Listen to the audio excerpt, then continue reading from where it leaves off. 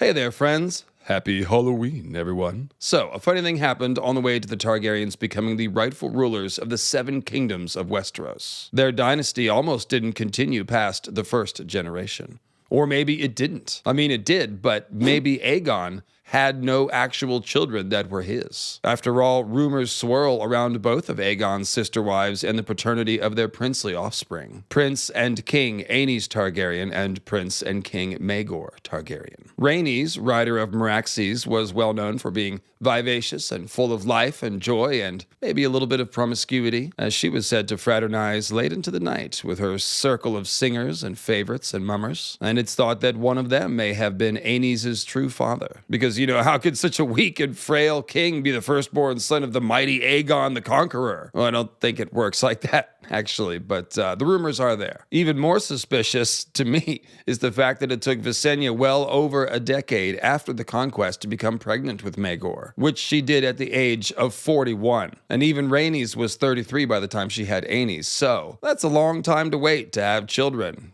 for a new dynasty with absolutely no heirs whatsoever. And in fact, there was apparently something of a rivalry or competition between Rhaenys and Visenya to bear Aegon a son, again, to secure the Targaryen line of succession, with Visenya's struggles in particular being the cause of much consternation and people calling her barren. And speaking of rumors, Visenya is, of course, a reputed witch and sorceress, and we've really no reason to doubt that whatsoever. So, did Visenya, perhaps in her desperation, turn to the dark arts to immaculately conceive Maegor? This theory that Aegon had no actual offspring and that the Targaryen line actually descends from Rhaenys and some singer, and that Maegor's inability to have any sort of normal, viable offspring was the result of his having been conceived through unnatural means. Well, this is definitely one of the most interesting theories to come out of Fire and Blood, which sowed so many seeds of doubt about this. And guess what? I think it's true. I think Aegon had no kids and all the rest of it. And at the very least, it seems to be an example of the author trying to imply that this could be the case. You know how he is with that Fire and Blood stuff and the fog of history. There isn't always necessarily a right answer. But Martin sure does have fun suggesting things that would make coherent sense if they were true. But yeah, I do think this theory has legs. How many legs? It's hard to say. Tails, enlarged eyes, other random lizard baby deformities. This theory has all those things. And indeed, I think Martin is actually stealing a bit of inspiration, a little biological inspiration, from geckos and Komodo dragons and something strange called Parthenogenesis. And in doing so, he's turned Visenya into a super twisted version of the Virgin Mary, with Maegor, instead of being Christ, obviously he'd be the Antichrist. Don't know if you know this, but his reign lasted for 6 years and 66 days. So, after several years of promising, it's Visenya Gecko Maegor the Mutant theory time. And yes, happy Halloween, folks. This is, in case you're wondering, my reading Rhaegar costume. It's not exact, but I just wanted to keep it casual. And I certainly wasn't going to put on that ridiculous cheap suit that he wears. It's called professionalism, Dave. Oh, sorry, Rhaegar. I didn't see you standing there. I just didn't see you there. Call that a reading Rhaegar costume. Looks more like a YouTuber getting canceled at a con outfit to me. Yeah, well, it's not time for the bad prophecy interpretation theater segment yet, so I don't really need you. Oh no, Dave, I don't do that anymore. I broke the habit. Of interpreting prophecy? Yes, let me tell you all about it. Okay, Rhaegar has something to say, everyone. Just get out of the way. And do take off that ridiculous wig. It doesn't suit you. You've no right to wear that anyway. Did you spend a whole $20 on that at Party City? Halloween store? Hello, everyone. My name is Reading Rhaegar, and I used to cause quite a lot of trouble, to be honest, with my attempts to interpret ancient prophecy from a shy. But I kicked my oral fixation habit with today's sponsor, Fume. Fume isn't vaping or smoking and comes with none of the harmful side effects of either. Fume is a wood and metal flavored air delivery device as solid as an oak and iron castle door. Fume uses food-grade essential oils to deliver you a satisfying hit of effervescent mouth joy.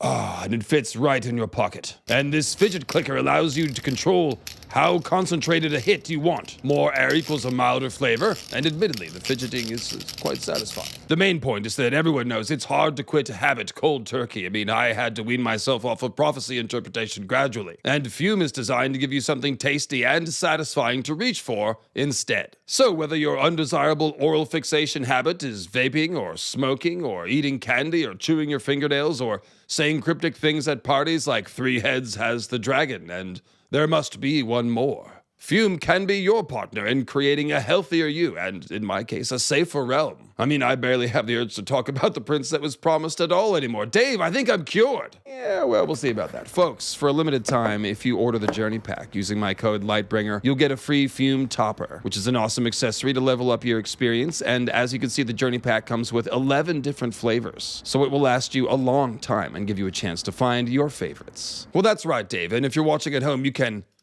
click the link in the description below, tryfume.com/Lightbringer, or scan the QR code on the screen to get started with your Fume Journey Pack today. And now let's hear more about this heretical theory about House Targaryen. Really, Dave, I'm disappointed in you. This is disgraceful.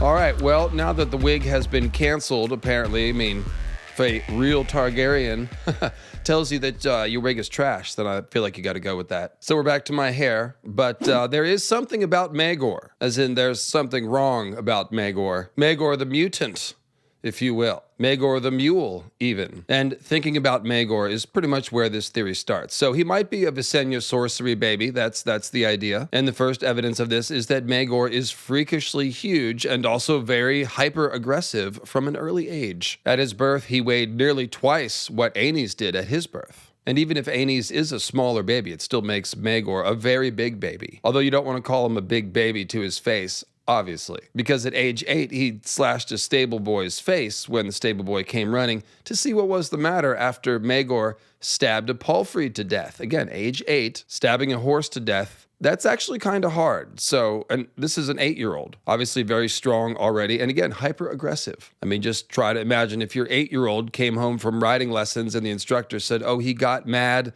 and attacked a horse with a weapon. You'd be like, damn, little Johnny, we need to take you to the counselor. So at age 12, he was, quote, battering seasoned men in the castle yard. And at age 13, he was defeating grown knights in a melee. So anytime you hear about princes and kings participating in tourneys, melees, jousts, we should be suspicious that people are taking dives so as not to offend the royal person. But there is enough evidence with Maegor to know that, yes, he really just did grow up fast and big, because there's no reason to exaggerate about him at 12 battering seasoned men in the castle yard. He was just already man-sized. And so yes, he was competing against knights in melees and giving it out as good as he got, if you will. So then at 16, he defeated 3 knights of the Kingsguard in a joust before losing in the final tilt. So not everybody's taken a dive at the tourney. Maegor did lose, but he defeated 3 Kingsguard, and he also won the melee. So basically at 16, Maegor is already huge and just beating the crap out of everybody because he's a mutant. So the next piece of evidence is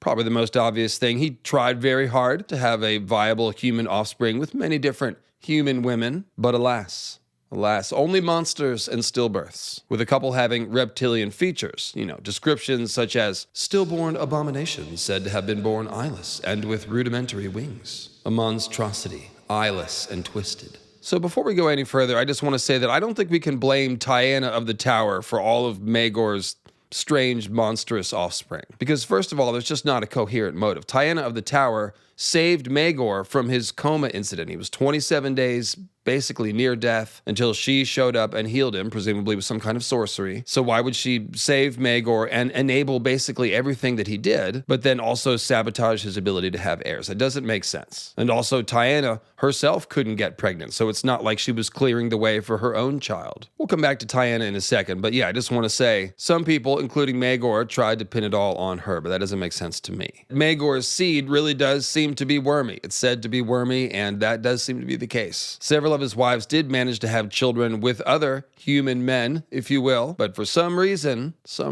could only give Maegor stillbirths, monstrosities, or nothing at all. So in the end, Maegor never once had a viable human offspring, or viable offspring of any kind. It's not like, they put the lizard children to death. They were alive and kicking. They were stillborn monsters. So it kind of seems like what's happening here is that Maegor's lizard DNA is just too concentrated. Perhaps there's just too much draconic genetics in his bloodstream for him to be compatible with human women. Visenya did, after all, first try to marry Maegor to Rhaena Targaryen, who was the eldest child of Aenys Targaryen and Alyssa Velaryon. So maybe Visenya suspected that her mutant son, needed another lizard person to reproduce. But I think the more likely answer is that Maegor is simply non-viable. He is not capable of having children at all. Or should I say, without the intervention of sorcery. And the big clue about this is the fact that Maegor, at age 13, married Cerys Hightower, age 23, with the accounts of the betting being super duper lusty. Maegor, well, I'll put the quote on the screen. You can read it here, but as you can see, he was trying to conceive a son from the beginning, and they had 14 years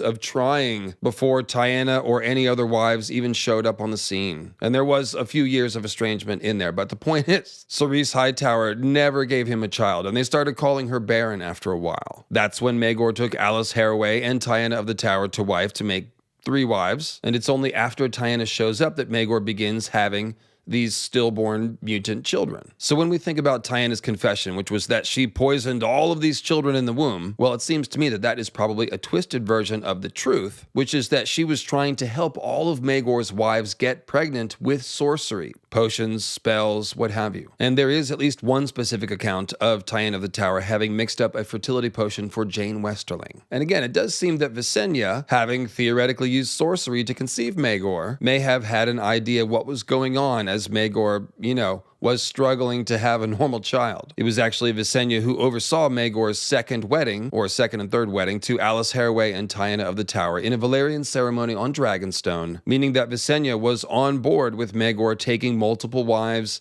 and marrying a witch, which then raises the obvious question: if Visenya was using witchcraft to conceive Maegor, and Tyenna of the Tower is potentially using witchcraft to help conceive with Maegor, then were Visenya and Tyenna of the Tower comparing notes and giving advice to one another? It seems very possible. All right, it's time to talk about rumors, because the bad oral fixation habit of the people in King's Landing, if you will, was spinning up rumors about the paternity of Aegon's children and also the activities of his sister wives. Beginning with Rhaenys, Fire and Blood says, whilst no one ever questioned Visenya's fidelity to her brother husband, Rhaenys surrounded herself with comely young men, and, it was whispered, even entertained some in her bedchambers on the nights when Aegon was with her elder sister. And of course, the famous saying is that Aegon spent 1 night with Visenya for every 9 that he spent with Rhaenys, and that he wed Rhaenys for love and Visenya for duty or cohesion. 3 heads has the dragon, prophecy reasons. #prophecy reasons. Rhaegar married 2 women because of prophecy reasons. And then Fire and Blood says, speaking of young Prince Aenys, that so unlike King Aegon was he that a few even dared suggest that his grace was not the boy's true sire, that Aenys was some bastard born of one of Queen Rhaenys' many handsome favorites, the son of a singer or a mummer or a mime. And the prince was slow to grow as well, not until he was given the young dragon Quicksilver, a hatchling born that same year on Dragonstone, did Aenys Targaryen begin to thrive. So on one hand, maybe Rhaenys just really likes singers and mummers and stuff, and that's all it is. Or perhaps Rhaenys is a bit of a libertine, and when Aegon's not there, she's gonna, do sexy Blood of the Dragon stuff. IDK. We do know that Rhaenys definitely did love Aegon. Everyone says so, at least. And I think one important counterpoint to the idea that Rhaenys would have cheated on Aegon at all is the idea that Rhaenys helped create the quote-unquote rule of 6, which is basically that a husband is only allowed to beat his wife 6 times if she is caught committing adultery, because there are 7 gods of the faith and 1 is the stranger, so the rule of 6. Before that, it was just, anything goes, I guess. So Rhaenys is making an improvement here, but it's premised on the idea that an adulterous wife, quote unquote, gave offense to the 7. So if Rhaenys is dallying a bit on the side, then that would make her a hypocrite, essentially. Now, this video is more about Visenya and Maegor, so you'll have to let me know in the comments what you think about Rhaenys and Aenys. And then there are also a couple more clues in the timeline, which we'll talk about in a second. So as to the rumors about Visenya, well, they mostly pertain to sorcery. It was rumored that in her later years, when she could no longer wield a sword, she delved into the dark arts, mixing poisons and casting malign spells. So if you can mix poisons and cast spells, then surely fertility potions going to be in the wheelhouse. And the bottom line is that the Targaryens they're very down with sorcery. They pretty much all have prophetic dreams. The history of the Targaryens we know is full of sorcerers and sorceresses and wishes, if you will. And Visenya definitely does seem like the type. I mean, she just does. I think everyone would agree on that. So essentially, if we're asking the question, was Visenya capable of getting herself pregnant with sorcery? The answer is probably so. Anyway, those are the rumors, but it really is the timeline that screams out that something is wrong here. So first of all, Visenya, Aegon, and Rhaenys were all dragon riders before they got married, and they got married sometime before the conquest. We're not sure exactly how long before. But at the time of the conquest in 2 BC, because the conquest is essentially dated from the end when Aegon is crowned in Old Town. So in 2 BC, when it started, Visenya is 27, Aegon 25, and Rhaenys either 23 or 24. And they have no children. And it takes a long time for anyone to have children. Aenys isn't born until 7 AC, by which time Rhaenys is 32 or 33. And then in 12 AC, 1 year after the death of Rhaenys in Dorne, and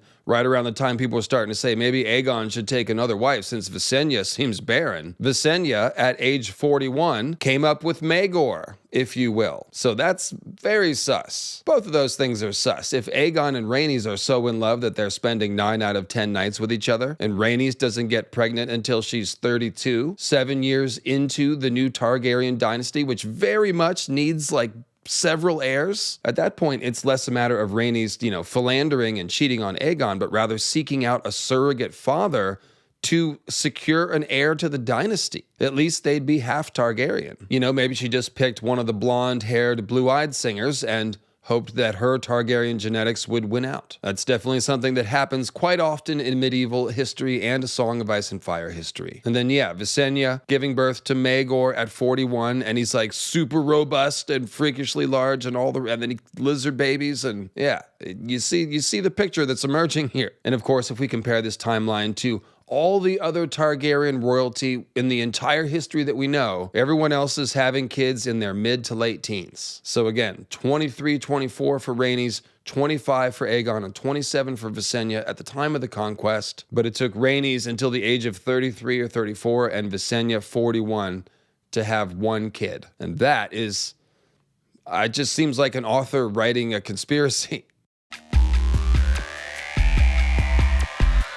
All right, let's talk fantasy inspired by biology and Parthenogenesis. That's our word of the day. It's from the Greek parthenos, meaning virgin, and genesis, meaning creation. So it basically means virgin birth, and that's why I brought up Visenya as a weird Virgin Mary and Maegor as having a plot entirely derived from the story of the Antichrist and the Beast. Parthenogenesis. It is an asexual form of reproduction where the embryo develops directly from the egg with no fertilization. So the offspring will either be a direct clone of the mother or what's called a partial clone, where the DNA is kind of scrambled up a bit through the process of cellular meiosis. So we find parthenogenesis in invertebrates such as nematodes, mites, wasps and bees, fleas, scorpions, aphids, and we find it in vertebrates such as fish, amphibians, reptiles, and birds. And that's some fish, amphibians, etc., not all, obviously. Notably, parthenogenesis can be artificially induced in some species who normally reproduce sexually. So, the idea that Visenya used artificial means, sorcery, to induce a parthenogenic process, well, that would essentially be George doing a fantasy version of a real biological process. Now, interestingly, some lizards can have clutches of eggs where some of the offspring are created through parthenogenic cloning and some of them through sexual reproduction. It's all mixed together there, so that's weird. And it's definitely one of those things where some animals, lizards especially, can turn to parthenogenic reproduction under environmental stress. So think a Targaryen dynasty 20 years late on producing heirs. So like I was saying a moment ago, parthenogenesis can produce either full clones or partial clones, depending on stuff that would take too long to explain, in which I don't really understand anyway. I'm just reading this off Wikipedia, guys. But the point is that full clones produced by a female through parthenogenesis are going to be female because they're full clones. So Maegor can't be a full clone of Visenya. Obviously, he doesn't look exactly like Visenya. He's one of those ones created through cellular meiosis, meaning some sort of DNA sequence shuffling that was presumably accomplished through sorcery. Parthenogenesis sometimes produces what are called haploid males, so they have half the chromosomes of the mother and they are always non-viable. So for example, that would be like the male worker drones of bee and wasp colonies. Those are non-viable haploid males. Okay, so then we have Komodo dragons. Komodo dragons are one of the most famous animals that produce through parthenogenesis because it was discovered by scientists in a zoo and because Komodo dragons are just kind of strange and famous. So Komodo dragons, they're one of those animals that can and mostly reproduces sexually, but also can do parthenogenesis. And the scientists caught on when a Komodo dragon in captivity reproduced 2 years after being taken captive, when it had no contact with any males. So it turns out Komodo dragons produce eggs that are haploid, meaning they've only got half the chromosomes, but the eggs then double on their own. So that's kind of crazy. And this process only produces males. The female eggs essentially do not develop. And what that means is that a Komodo dragon can swim across the water, invade a new island, give birth parthenogenically to a bunch of males that she can then reproduce with in a very Targaryen-looking family tree. So yeah, when the Targaryens swam across the water from Dragonstone to King's Landing and began having a bunch of incest lizard babies, they're acting just like Komodo dragons. And then we have geckos. I promised. Visenya gecko theory just had a nice ring to it. So yeah. Geckos, some geckos anyway, reproduce exclusively through parthenogenesis. So the males are entirely uninvolved in the entire process. And in fact, males are rare and they're always non-viable because, again, their services are just not needed. And so what do we have? Where does that leave us? Well, if we're looking at 41-year-old Visenya conceiving Maegor and saying, well, maybe she used magic to do it. I say that George usually doesn't just say, magic, but rather he looks at biological processes in the natural world and draws inspiration from them to come up with something weird. And so I think what George is implying here is that Maegor is non-viable. He was with Cerise for 14 years, no children were had, no pregnancies even, and when Tyanna came along and started using sorcery to try to help, essentially what she's doing is kind of similar to what Visenya is doing. She's using magic to do some sort of cellular meiosis, some sort of gene splicing instead of a normal sexual reproduction. And again, this all makes me think that probably Visenya and Tyanna were consulting because they're doing very similar things, if this theory is true. And so, needless to say, we can observe that using sorcery to splice DNA with humans and Targaryen lizard people is a tad unpredictable and potentially not possible. All right, it's time for the Beast. This is going to be so fun. I found some new stuff. This is just really cool and appropriate for Halloween. So, got my little friendly. He's a friendly Baphomet. He's says keep learning science, kids. We're learning science today. This shirt is so appropriate. All right, the Beast. So if Visenya did have a virgin birth, an immaculate conception, then Maegor is like Jesus, except for he's not at all like Jesus. He's the Antichrist. And I will not debate this with you. George Martin decided that his reign lasted 6 years and 66 days. And as we all know, that is the number of the Beast.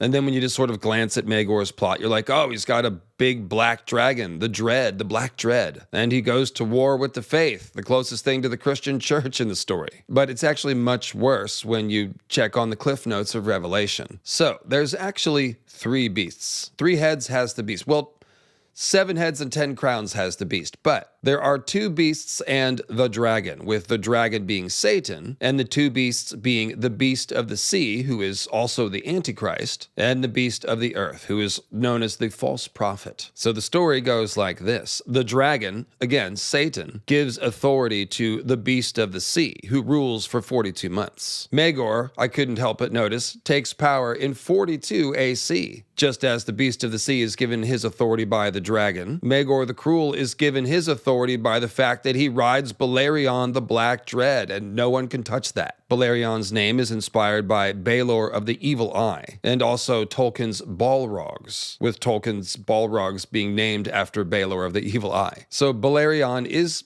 pretty satanic, quote unquote, if you will, per se. And just as the Beast of the Sea comes out of the sea, Maegor comes from across the narrow sea to claim the throne. And all the Targaryens come from out of the sea in that they come from Dragonstone to Westeros. And Stannis and Melisandre even think that Stannis coming from Dragonstone is part of the fulfillment of the Azor High Reborn prophecy, which speaks of a hero being reborn from the sea. So yes, Maegor is the Beast of the Sea, given power by the dragon, which makes Maegor the Antichrist. So then, this is really going to blow your mind. The Beast of the Sea impresses everyone by miraculously healing from a fatal head wound.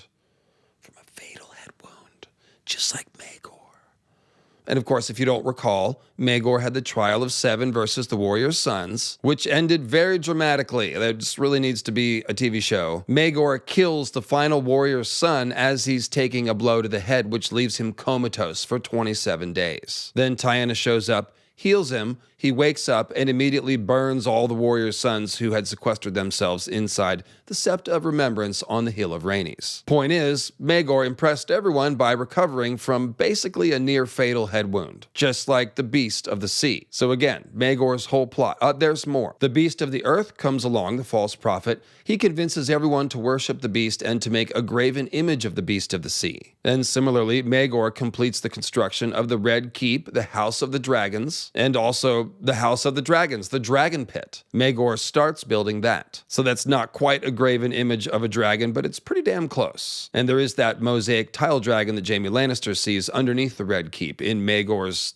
holdfast, the walkways in the behind the walls of Maegor's holdfast. So then the dragon and the 2 beasts, all 3 of them team up, and they're preparing for the war on heaven against the faithful, for Armageddon. And by prepare, I mean that they persecuted everyone who didn't worship the beast. They were all labeled Antifa, if you will. And this is literally Maegor's war against the faith. I hope that is obvious. And of course, that war with the faith was over the Targaryens' claimed right to give birth to abominations. And King Aenys was actually labeled King Abomination by the faith in the lead up to Maegor's war with the faith. So we're holding out for a hero, and of course, this is the Bible, so Jesus Christ shows up, and he throws the 2 beasts into the lake of fire, and Satan the dragon is imprisoned in the pit. Just like Balerion the Black Dread lived in the dragon pit after Maegor's death for many, many, many years. Basically until the end of his life when King Viserys rode him one time, and then Balerion died the next year. And that was like 50 years after Maegor died. So yes, Satan the dragon, Balerion the Dread, he was imprisoned in the pit. And thus the entire plot of Maegor's reign is from Revelation. So yeah, I think George wants us to think that he's cruel and satanic, evil. Or at least he's, using that symbolism. And of course, George Martin, raised Catholic, intimately familiar with all this stuff. If you're raised Christian or Catholic, I was raised Christian, the Revelation stuff is kind of the most exciting when you're like 9. So everybody knows about this. So in my opinion, these clear parallels between Maegor and the Beast very much enhance the idea that Visenya is some sort of twisted, dark version of the Virgin Mary. And I want to give a big fume fidget shout out to Clover Azar 5315, who actually put me on to the Visenya Virgin Mary comparison, which yielded this entire last section. So thanks very much. Do check out the Fume if you're trying to kick your prophecy habit or any other bad habit. Link is in the description below, of course. Thanks very much to all our Patreon supporters, our YouTube channel member squishers, and check those out if you want to get access to the Discord. And of course, thank you for watching and leaving a comment. And I'll see you next time. Happy Halloween. Visenya is a gecko, Maegor is a mutant, and the entire Targaryen dynasty may descend through Rhaenys and some blonde-haired singer, and that's pretty friggin' funny if that's what George is doing. Just sort of making fun of all the Targaryen genetic stuff, and it's pretty tasty. Yeah, guys, check this out. This is definitely pretty cool.